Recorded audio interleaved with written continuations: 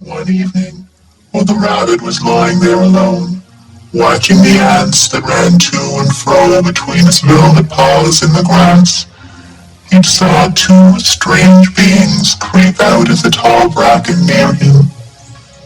They were two rabbits, like himself, but quite furry and brand new.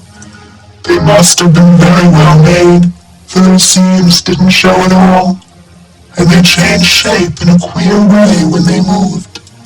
One minute they were long and thin, and the next minute fat and bunchy, instead of always staying the same like he did. Their feet patted softly on the ground, and they crept quite close to him, twitching their noses, while the rabbit stared hard to see which side the clockwork stuck out, for he knew that people who jump generally have something to wind them up, but he couldn't see it. They were evidently a new kind of rabbit altogether. They stared at him, and the little rabbit stared back, and all the time their noses twitched. "Why don't you get up and play with us?" one of them asked. "I don't feel like it," said the rabbit, for he didn't want to explain that he had no clockwork. "Oh," said the furry rabbit, "it's as easy as anything," and he gave a big hop sideways and stood on his hind legs. "I don't believe you can," he said. "I can," said the little rabbit. "I can jump higher than anything."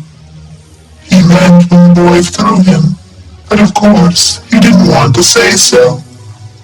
"Can you hop on your hind legs?" asked the furry rabbit. That was a dreadful question, for the Velveteen Rabbit had no hind legs at all. The back of him was made all in one piece, like a pincushion. He sat still in the bracken and hoped that the other rabbits wouldn't notice. "I don't want to," he said again. But the wild rabbits have very sharp eyes, and this one stretched out his neck and looked. "He hasn't got any hind legs," he called out. "Fancy a rabbit without any hind legs." And he began to laugh. "I have," cried the little rabbit. "I have got hind legs. I am sitting on them." "Then stretch them out and show me, like this," said the wild rabbit. And he began to whirl round and dance, till the little rabbit got quite dizzy. "I don't like dancing," he said. "I'd rather sit still." But all the while he was longing to dance, for a funny new tickly feeling ran through him,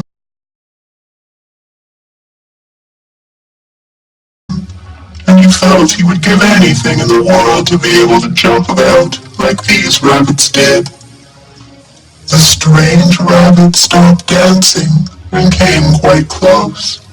He came so close this time that his long whiskers brushed the Velveteen Rabbit's ear, and then he wrinkled his nose suddenly and flattened his ears and jumped backwards. "He doesn't smell right," he exclaimed. "He isn't a rabbit at all. He isn't real." "I am real," said the little rabbit. "I am real. The boy said so." And he nearly began to cry.